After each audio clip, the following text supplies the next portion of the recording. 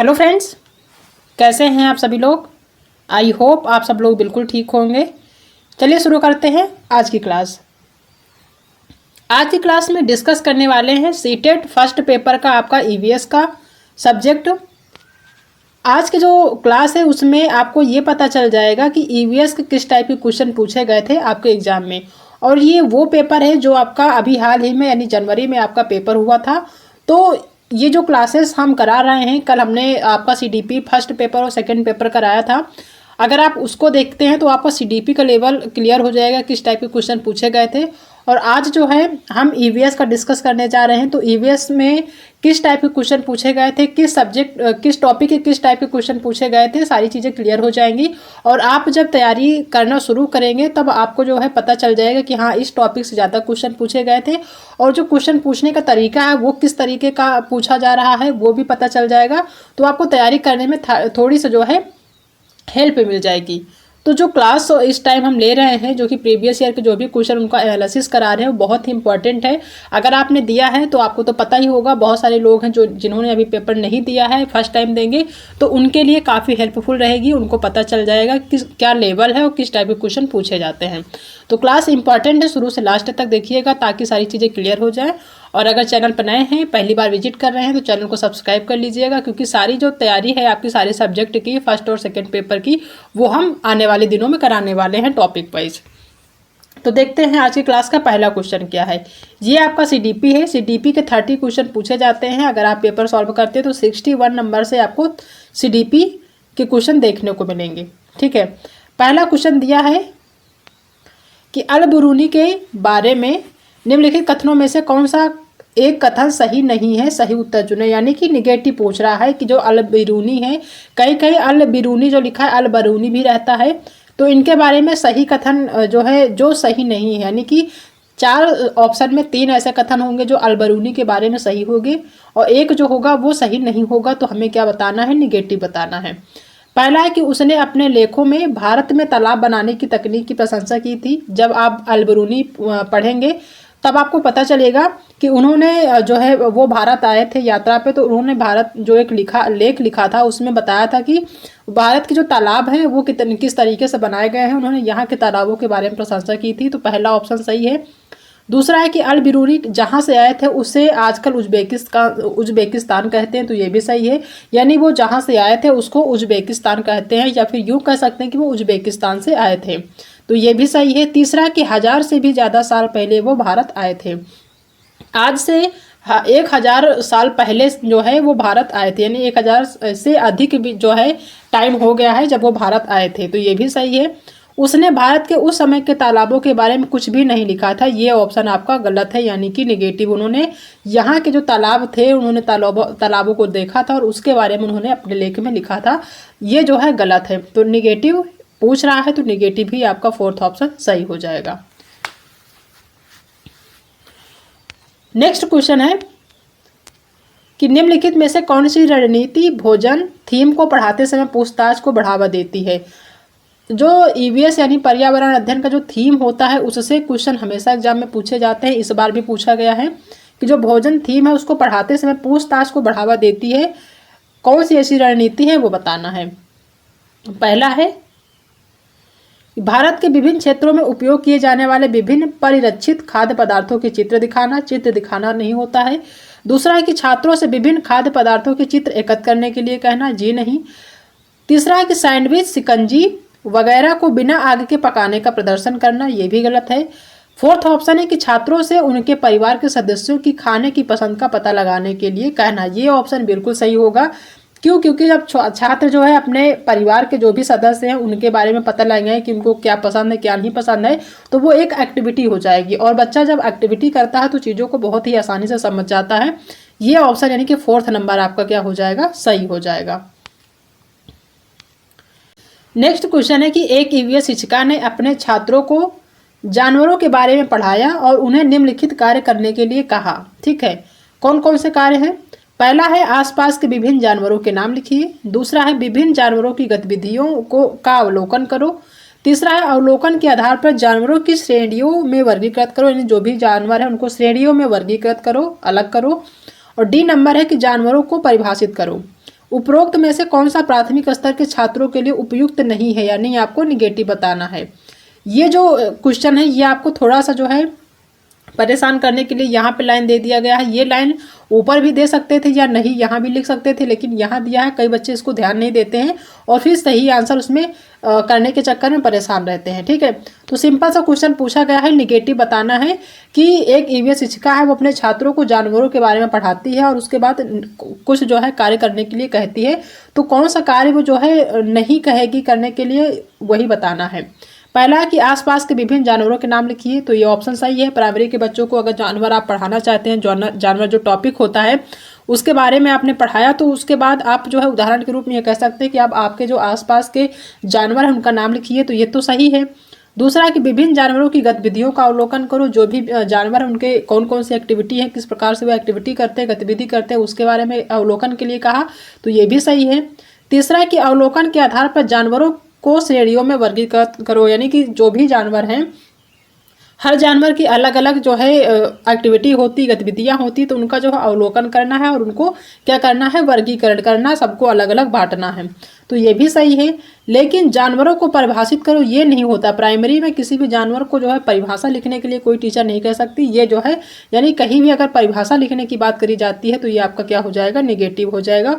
यही ऑप्शन सही हो जाएगा। ठीक है, प्राइमरी में कोई भी बच्चा इतना भी बड़ा नहीं होता कि वो किसी भी सब्जेक्ट का या किसी भी जानवर को परिभाषित कर सके, तो डी नंबर सही हो जाएगा। ठीक है, तो डी नंबर निगेटिव है, तो यहाँ केवल डी यानी कि पहला ऑप्शन ही सही हो जाएगा। नेक्स्ट क्वेश्चन है कि उस वस्तु का द्रव्यमान ज्ञात करिए जिसका घनत्व 12 ग्राम मिलीलीटर है तथा आयतन 3 मिलीलीटर है। बहुत ही इंपॉर्टेंट क्वेश्चन है, पिछले बार भी एग्जाम में पूछा गया तो इस बार भी आया है। उस वस्तु का द्रव्यमान ज्ञात करिए जिसका घनत्व 12 ग्राम प्रति मिलीलीटर तथा आयतन 3 मिलीलीटर है। क्या वो 4 किलोग्राम है या 15 ग्राम है, 4 ग्राम है। ठीक है, 15 ग्राम या फिर 24 ग्राम या फिर 36 ग्राम, तो वो कितना है, 36 ग्राम, यानी कि 4 ऑप्शन सही हो जाएगा। नेक्स्ट क्वेश्चन है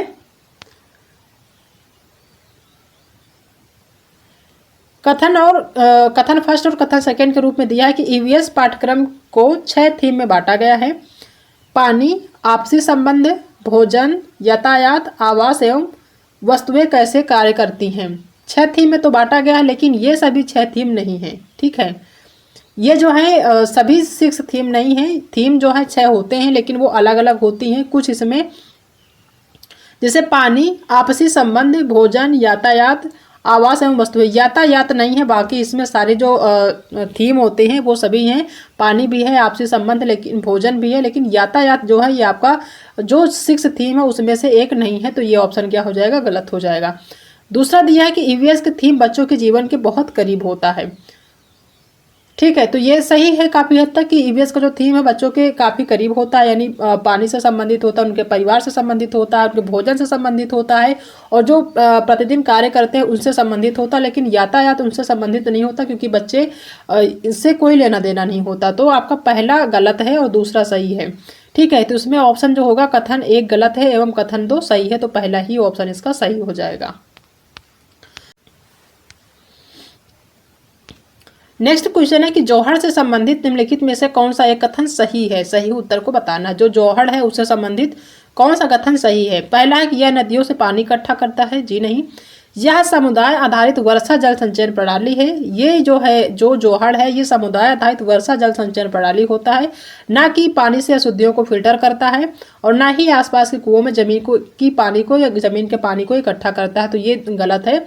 सेकंड ऑप्शन सही होगा कि जो जौहर है वो समुदाय आधारित जो वर्षा जल होता है उसको संचयन करता है और संचयन करने की एक प्रणाली है, तो सेकंड ऑप्शन सही हो जाएगा। नेक्स्ट क्वेश्चन है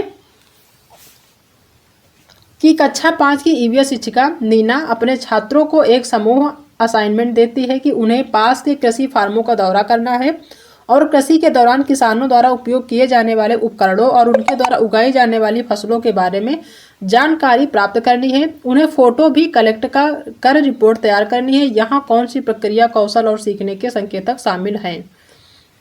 कौन सी प्रक्रिया है? क्या वो अनुमान, प्रयोग और अवलोकन की प्रक्रिया है, या फिर प्रश्न करना, अभिव्यक्ति करना और परिणाम निकालना, ये जो है प्रक्रिया है। या फिर प्रश्न पूछना, प्रयोग करना, पर्यावरण के प्रति संवेदनशीलता, या फिर फोर्थ नंबर है कि परिकल्पना, परिणाम निकालना या अभिव्यक्ति। तो इस प्रक्रिया में जो शामिल है वो प्रश्न करना तो होता ही है, अनुमान या प्रयोग करना तो होता नहीं है। प्रश्न करना होता है, अभिव्यक्ति करना होता है और साथ में परिणाम निकालना होता है। तो सेकेंड ऑप्शन इसका सही हो जाएगा। नेक्स्ट क्वेश्चन है कि जो हरियाणा राज्य है उसके सीमांतवर्ती राज्य कौन से हैं? क्या वो बिहार, पंजाब और उत्तर प्रदेश है, या फिर हिमाचल प्रदेश, राजस्थान और उत्तर प्रदेश? तो हरियाणा का जो सीमांतवर्ती राज्य है वो हिमाचल प्रदेश, राजस्थान और उत्तर प्रदेश है। ठीक है, उत्तर प्रदेश, उत्तराखंड, मध्य प्रदेश ये नहीं है। ठीक है, सेकेंड ऑप्शन ही सही हो जाएगा।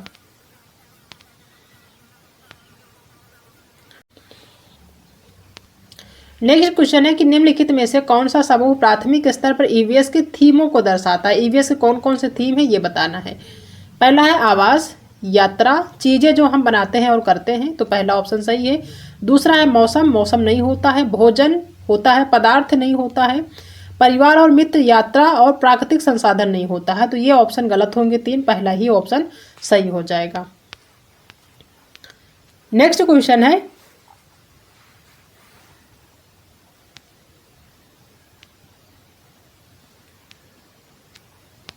कक्षा 3 के एक ईवीएस शिक्षक एलेक्स ने हम चीज़ें कैसे बनाते हैं थीम की शुरुआत करते हुए अपने छात्रों को कागज की रंगीन पट्टियों को काटने और पट्टियों को चटाई बनाने में मदद की।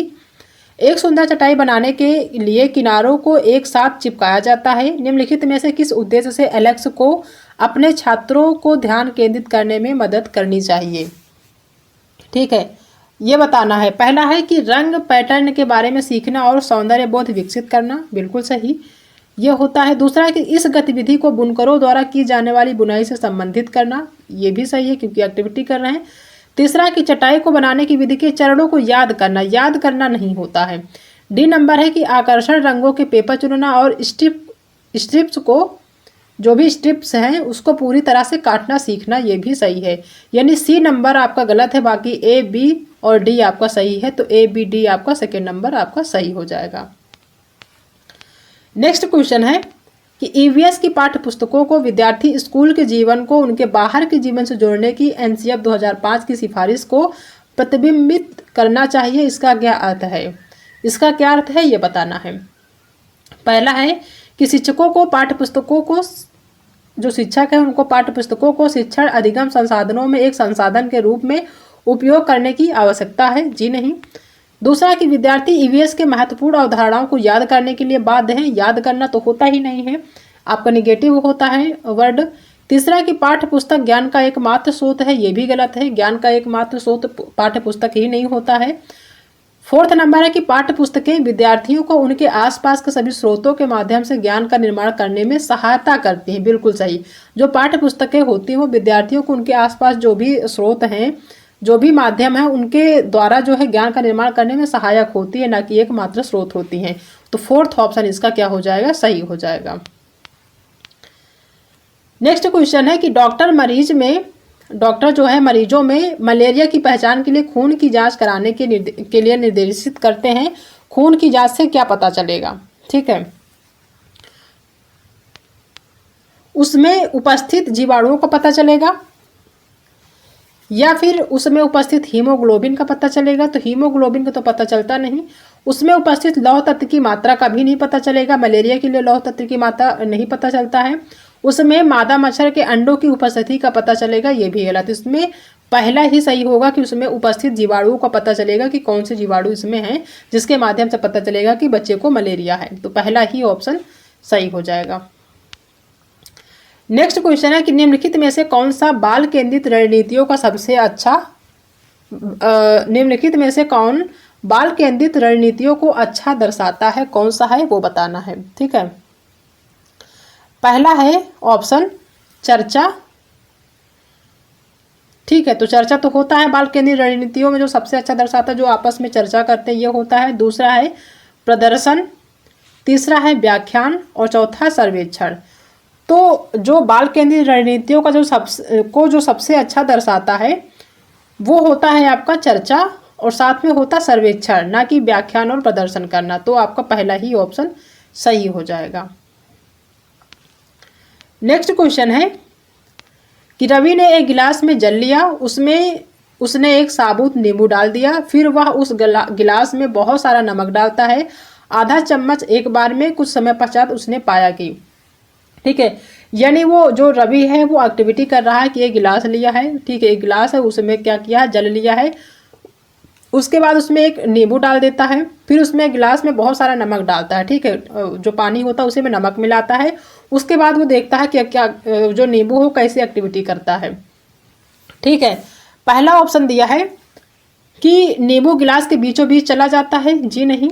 नींबू जल में डूब जाता है, नमक डालने से डूबता नहीं, बल्कि क्या होता है, नींबू तैरने लगता है।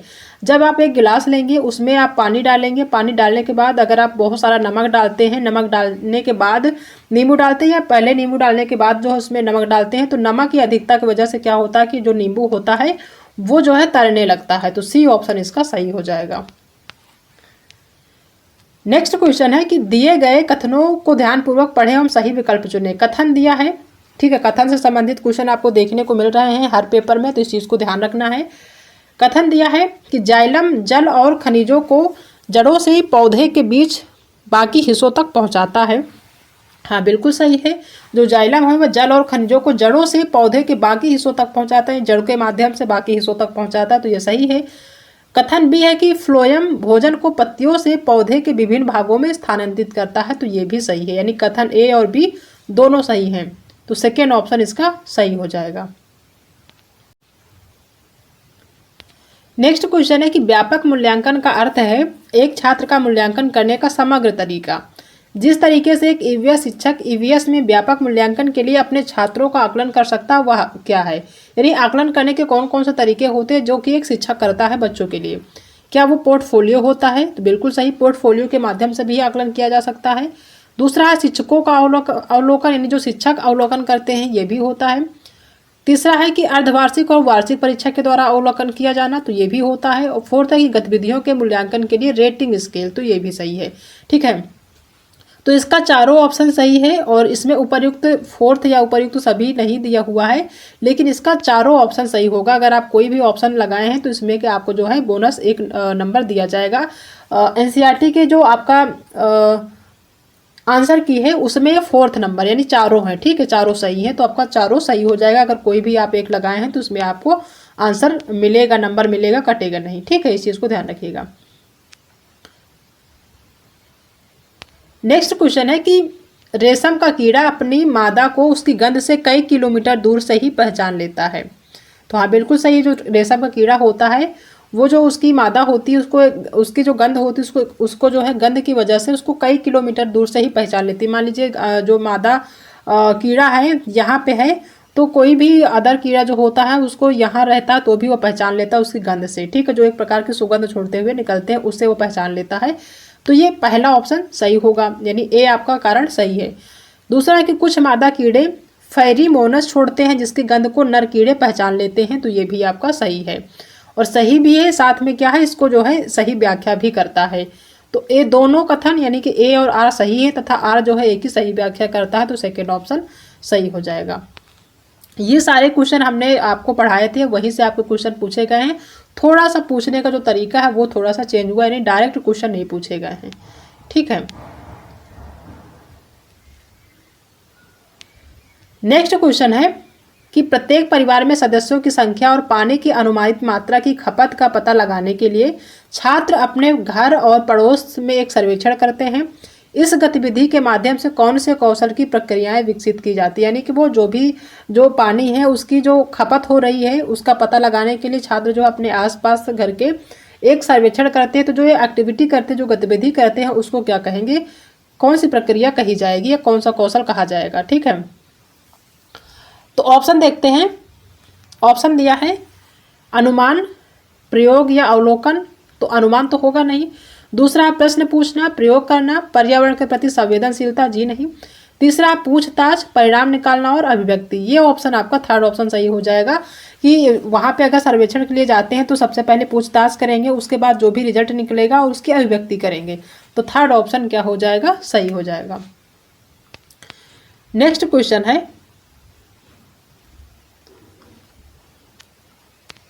आप चाहते हैं कि छात्र सहपाठी शिक्षण रणनीतियों द्वारा सीखें, आप समूह कैसे बनाएंगे। ठीक है, अगर आप चाहते हैं कि जो छात्र हैं वो जो है सहपाठियों के साथ एक शिक्षण रणनीतियों के द्वारा सीखें, तो आप किस तरीके से समूह बनाएंगे। पहला है कि समान लिंग और सामाजिक आर्थिक पृष्ठभूमि के 5 छात्रों का एक समूह बनाएंगे।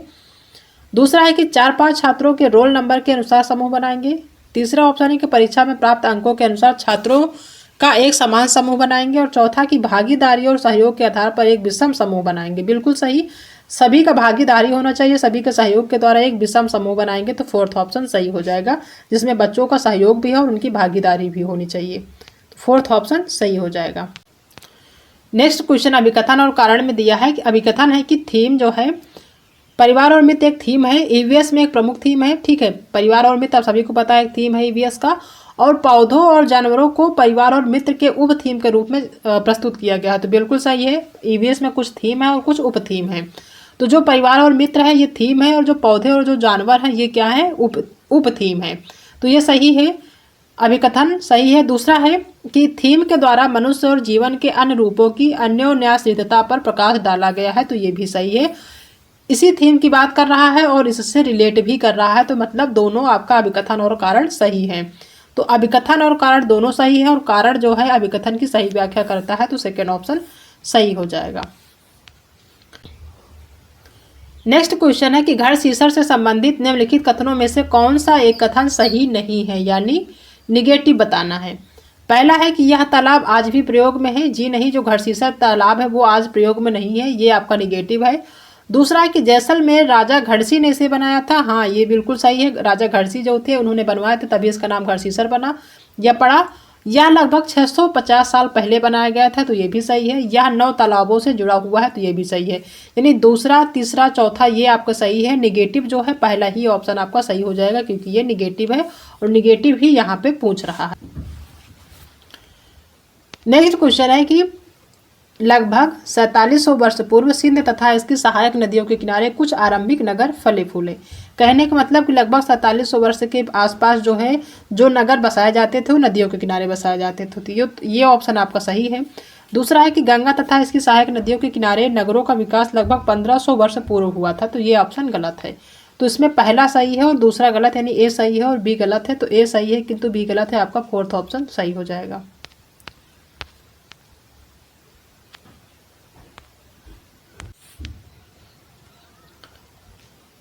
नेक्स्ट क्वेश्चन है कि एक ईवीएस शिक्षिका अपने छात्रों से सोचने और जवाब देने के लिए कहती है कि हम सर्दियों के दौरान ऊनी कपड़ों में क्यों सहज महसूस करते हैं, इस तरह का प्रश्न है। अगर इस तरह के प्रश्न करती है तो किस तरह का प्रश्न वो कहा जाएगा। ठीक है, पहला है तथ्यात्मक प्रश्न, या फिर अभिसारी प्रश्न, या फिर विश्लेषण प्रश्न, या फिर काल्पनिक। तो यह होता है विश्लेषण प्रश्न, कि विश्लेषण करना है कि सर्दियों के दौरान जो हम ऊनी कपड़े पहनते हैं वो उसमें हमें सहजता क्यों महसूस होती है, तो उसमें विश्लेषण करना है। थर्ड ऑप्शन सही हो जाएगा।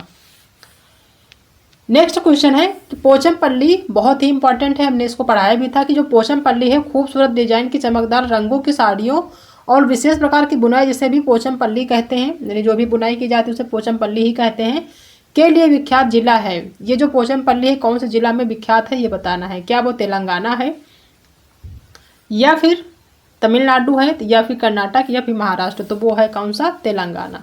तेलंगाना में जो एक विशेष प्रकार की चमकदार साड़ियाँ बनाई जाती है जिसे पोचमपल्ली कहते हैं, तो ये तेलंगाना का ही जो है एक जिला है। ठीक है, इस राज्य का ही एक जिला है जिसको पोचमपल्ली कहते हैं, तो पहला ही ऑप्शन सही हो जाएगा। नेक्स्ट है कि पक्षियों का अध्ययन करने वालों ने यह प्रेक्षण किया है कि पक्षियों की एक विशेष प्रजाति में नर पक्षी अपने अपने घोंसले बनाते हैं। मादा पक्षी उन सभी घोंसलों को देखती है, उनमें से उसे जो सबसे अच्छा लगता है उसमें ही वह अंडे देने का निश्चय करती है। इस पक्षी का नाम क्या है। बहुत ही इंपॉर्टेंट है, जब हम पक्षी वाला टॉपिक पढ़ा रहे थे तो ये सारी चीज़ें हमने डिस्कस करी है, वहीं से क्वेश्चन पूछे गए हैं। तो वो जो पक्षी है वो आपका वीवर पक्षी है। थर्ड ऑप्शन इसका सही हो जाएगा। ठीक है,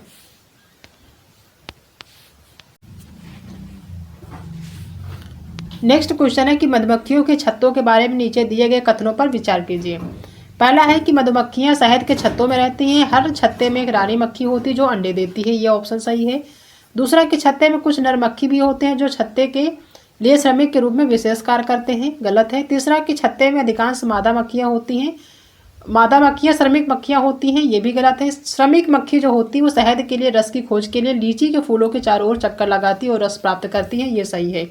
यानी ए और डी सही है, बाकी गलत है, तो पहला ही ऑप्शन इसका सही हो जाएगा। नेक्स्ट क्वेश्चन है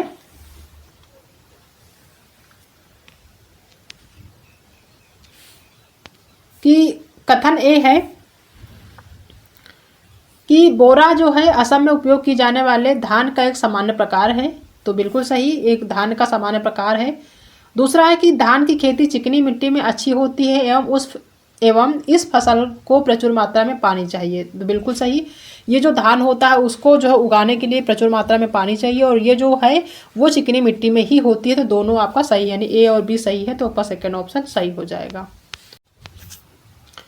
नेक्स्ट क्वेश्चन है कि एनसीईआरटी की ईवीएस पाठ्यपुस्तक के एक अध्याय में वहीदा का प्रिज्म और नौसेना में डॉक्टर के रूप में उनके अनुभव का वर्णन है, इसे शामिल करने का क्या कारण? यानी जो वहीदा प्रिज्म है इनको जो है नौसेना में डॉक्टर के रूप में ये जो है नौसेना में डॉक्टर के रूप में कार्यरत है, तो इनका जो है इनकी कहानी को जो एनसीईआरटी की किताब है उसमें देने का क्या उद्देश्य है ये बताना है। पहला कि उनका जो अनुभव हो लैंगिक रूढ़ियों को चुनौती देता है, बिल्कुल सही।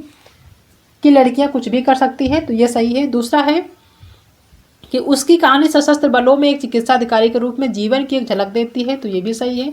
तीसरा है कि यह समझना कि प्रिज्म 7 रंगों को दर्शाता है, इसका कोई मतलब नहीं है।